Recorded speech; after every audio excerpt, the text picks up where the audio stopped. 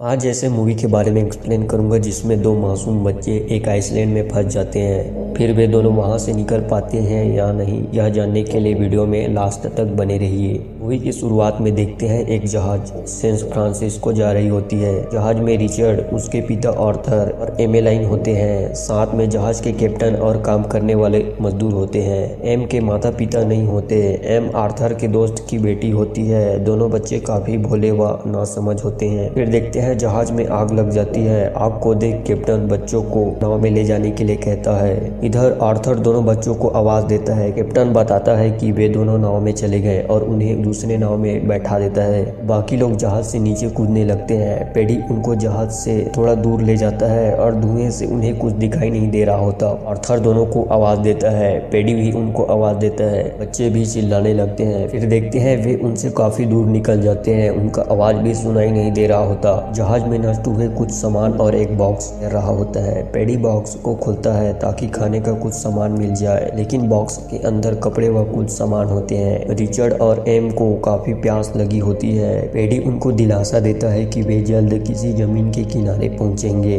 नाव में एक दिन बीत जाता है। वे काफी भूखे व प्यासे होते हैं। फिर देखते हैं वे एक आइसलैंड के पास पहुंच जाते हैं, जिससे तीनों काफी खुश हो जाते हैं और आइसलैंड के अंदर जाते हैं। वहाँ उनको पीने के लिए पानी व खाने के लिए फल मिल जाता है। सभी काफी खुश हो जाते हैं। रिचर्ड ऊपर चढ़ रहा होता है, जहां उसे एक आदमी की खोपड़ी मिलता है। एम को बॉक्स से बदबू आ रहा होता है। पेडी जान जाता है वह बदबू नहीं बल्कि रम दारू है। वह और खुश हो जाता है। रिचर्ड उसके बारे में पूछता है, जिसे देख पेडी काफी डर जाता है और जल्द ही वहां से निकलने के लिए कहता है। वहां से निकलने के लिए वे जहाज को देख रहे होते हैं। तभी एम एक रसभरी को खाने लगती है। पेडी उसे मना करता है और बताता है कि वह रसभरी लोगों को हमेशा के लिए सुला देता है। वे रात में समुद्र किनारे आग जलाकर एक दूसरे से बात कर रहे होते हैं। वे वहीं काफी मस्ती करते हैं। पेडी उन्हें बताता है अगर कोई जहाज दिखे तो आग जलाना, जिससे उन्हें तुम्हारा लोकेशन मिल जाए। पेडी उन्हें बहुत कुछ करना सिखाता है, पेड़ों की रस्सियों को बांधना, छप्पर बनाना व सब कुछ। बच्चे जल्द ही सीख जाते हैं। दोनों काफी खुश रहने लगे और समुद्र के अंदर तैरते थे।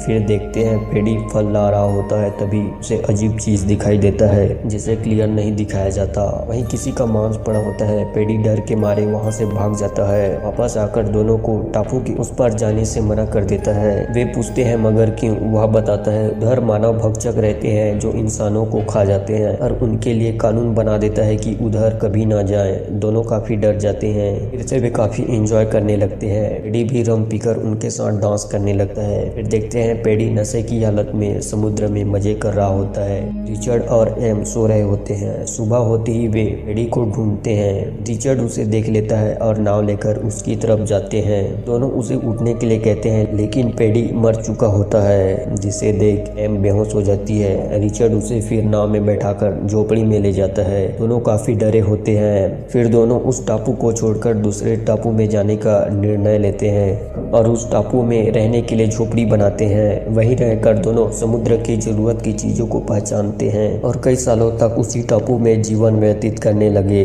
दोनों काफी बड़े हो चुके होते हैं। वहीं रहकर फेस्टिवल मनाते और आनंद लेते। फिर देखते हैं एम नहा रही होती है। तभी पानी में खून देखकर वह डर जाती है और रिचर्ड को चिल्लाने लगती है। आवाज सुनकर रिचर्ड उसकी तरफ दौड़ता है। फिर देखते हैं रिचर्ड उसके पास पहुंच जाता है, लेकिन एम उसे वापस जाने के लिए कहती है। रिचर्ड उसकी तरफ आने लगता है मगर एम उसे जाने के लिए कहती है, क्योंकि एम जान जाती है कि वह खून उसके ही प्राइवेट अंग से निकल रहे हैं। आगे देखते हैं रिचर्ड उससे पूछता है क्यों खून बह रहा था। एम को भी मालूम नहीं होती। रिचर्ड बोलता है बिना कटे खून नहीं निकलता, जरूर कुछ गहरी मार लगी होगी और उसे घाव दिखाने के लिए कहता है। एम मना कर देती है कि वहाँ नहीं दिखाएगी। रिचर्ड उदास होकर वहाँ से चला जाता है। रिचर्ड को विश्वास होता है कि उसके डैड जहाज लेकर उसे लेने आएंगे। दोनों को मछलियों का शिकार करना काफी पसंद होता है और एक दूसरे के साथ काफी मस्ती करते हैं। फिर देखते हैं ड्रम की आवाज सुनाई देती है, जिसे सुन एम उसी ओर चली जाती है जहाँ पेडी जाने से मना किया होता है। वहाँ पहुंचकर देखती है ईश्वर के समान दिखने वाला पत्थर होता है। वहीं से खून बह रहा होता है। एम डरकर वहाँ से भागने लगती है। वहाँ पहुंचकर रिचर्ड को बताती है कि पेडी ने जो मानव भक्षक बताया था वह एक पत्थर है जो ईश्वर के समान दिखता है। रिचर्ड फिर उस पर गुस्सा हो जाता है और वापस जाने से मना करता है, लेकिन एम उसकी पूजा करने की बात कहती है। रिचर्ड उसकी बात नहीं सुनता और उसे मना कर देता है। फिर देखते हैं एक जहाज समुद्र के किनारे से जा रहा होता है। रिचर्ड उसे आवाज देता है लेकिन उसका आवाज उन तक नहीं पहुंचता, जिससे रिचर्ड दौड़कर आग जलाने के लिए जाता है। एम भी जहाज को देख लेती है मगर आग को नहीं जलाती। जहाज उनसे काफी दूर निकल जाता है। इस पर रिचर्ड एम पर गुस्सा हो जाता है। उस जहाज से वे घर जा सकते थे। रिचर्ड उस टापू से किसी भी हाल में निकलना चाहता था, पर काफी नाराज हो जाता है और अकेले ही जाने के लिए नाव तैयार कर बहुत सारे फल खाने के लिए रखता है। वहां से जाने लगता है लेकिन कुछ दूर जाने के बाद उसका नाव डूब जाता है। एम उसे देखकर हंसने लगती है। रिचर्ड तैरते हुए वापस आ जाता है। फिर एम उसे चिढ़ाने लगती है, कहती है वापस नहीं जा पाएंगे। रिचर्ड फिर उसे चिढ़ाने लगता है, जिस पर एम गुस्से से उसके सिर को नारियल से मारती है। वह फिर नीचे गिर जाता है। उसके चोट देखने के लिए जाती है। रिचर्ड गुस्से से फिर उसको थप्पड़ मार देता है और घर से उसके सभी सामानों को बाहर फेंकने लगता है। एम उसे रोकती है। रिचर्ड कहता है वह उसका घर है, उसे बनाने के लिए उसने ज्यादा मेहनत किया। एम उसे माफी मांगती है लेकिन रिचर्ड उसे कहीं और जाने के लिए कहता है। एम फिर अपने कपड़ों को लेकर पत्थर के आड़ में रहने जाती है। वही मछलियों को पकाकर खाती थी। रिचर्ड मजे से फल खाता था। एम उसी पत्थर के पास जाकर फूल चढ़ाने लगती है। फिर देखते हैं एम समुद्र में चलते वक्त एक मछली के ऊपर पैर रख देती है, जिससे उसके पैर में काफी चोट आ जाती है। एम के ना दिखने पर रिचर्ड उसके पास जाकर उसकी हाल पूछता है। एम बताती है कि जिस मछली के पेट में हड्डी होते हैं उसमें पांव रख दिया। एम दर्द से तड़प रही होती है। रिचर्ड को उस पत्थर के बने ईश्वर के पास ले जाने के लिए कहता है। रिचर्ड पैडी के बताए कानून को भूल एम को वहां ले जाता है और ईश्वर से प्रार्थना करता है कि उसे वापस ठीक कर दे। रिचर्ड रोने लगता है। वह उन सब बातों को भूल चुका होता है। कुछ देर के बाद देखते हैं एम को होश आ जाती है। रिचर्ड उसे बोलता है कि अब वह उस पर गुस्सा नहीं करेगा और उसके खाने के लिए कुछ फल लाता है। एम को फिर वहां से ले जाता है। दोनों फिर से एक साथ काफी खुश रहने लगे और लिप टू लिप के साथ काफी मस्ती करने लगे। कुछ दिन के बाद देखते हैं एम उल्टी कर रही होती है। एम को कुछ भी नहीं पता होता कि उसके साथ क्या हो रहा है। अपने पेट को छूने के लिए कहती है। दोनों को मालूम नहीं होता कि वह प्रेग्नेंट होती है। उन्हें लगता है कि पेट घूम रहा है। फिर देखते हैं रिचर्ड को उसी ड्रम की आवाज सुनाई देता है और उसकी तरफ जाने लगता है। रात में देखता है मानव बच्चा के एक आदमी को बलि दे रहे होते हैं।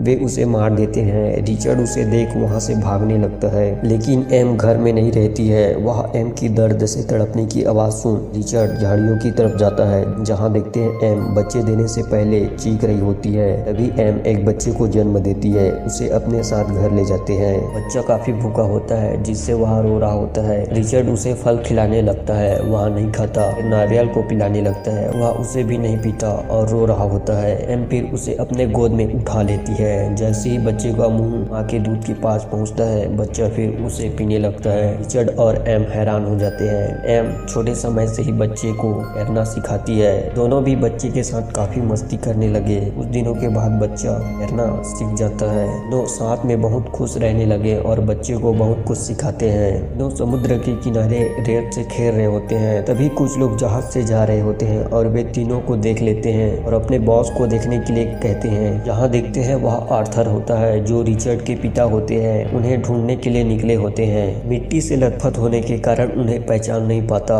वे जहाज को देख लेते हैं लेकिन रिचर्ड उसी टापू में रहने का फैसला करता है और वापस घर की ओर जाते हैं। वे लोग फिर जहाज को वापस घुमा लेते हैं। एम रिचर्ड को फिर उसी टापू में ले जाने के लिए कहती है जहाँ पैडी के साथ रहते थे। रिचर्ड फिर उन्हें उस टापू में ले जाता है। रिचर्ड फल लाने के लिए जाता है। एम और बच्चे वहीं रुक जाते हैं। फिर देखते हैं बच्चा उसी रस भरी फल को तोड़ने लगता है, जिसे खाकर आदमी हमेशा के लिए सो जाता है। उसे तोड़कर नाव में रखता है। एम का ध्यान उस पर नहीं होती। एम फिर बच्चे के साथ नाव में बैठे होते हैं और एम को आंख लग जाती है, जिससे नाव समुद्र तल से दूर जाने लगता है। बच्चा नाव खोने वाला लकड़ी को पानी में गिराता है, जिसे सुन वह उड़ जाती है और नाव को समुद्र तल से दूर देखकर वह रिचर्ड को आवाज देती है। रिचर्ड फल लेकर जा रहा होता है। उन्हें तट से दूर देखकर वह तैरते हुए जाता है और लकड़ी को पकड़कर नाव की ओर बढ़ता है। तभी देखते हैं एक शार्क उसके पीछे आ जाता है, जिसे देख रिचर्ड तेजी से तैरने लगता है। शार्क उस पर हमला करने ही वाला होता है कि एम लकड़ी से फेंककर उसे मारने लगती है, लेकिन शार्क वहीं होता है। चाबू को पकड़ने के लिए पानी में हाथ मारने लगते हैं। फिर देखते हैं वे उस चाकू से काफी दूर हो जाते हैं। रिचर्ड रोने लगता है। नाव तट से बहुत दूर जा चुका होता है। कुछ देर के बाद उन्हें भूख व प्यास लगती है। रिचर्ड और एम सो रहे होते हैं। तभी बच्चा उस रसभरी को खाने लगता है। बच्चे को रसभरी खाते हुए एम देख लेती है और उसे फेंकने के लिए कहती है, लेकिन बच्चा रसभरी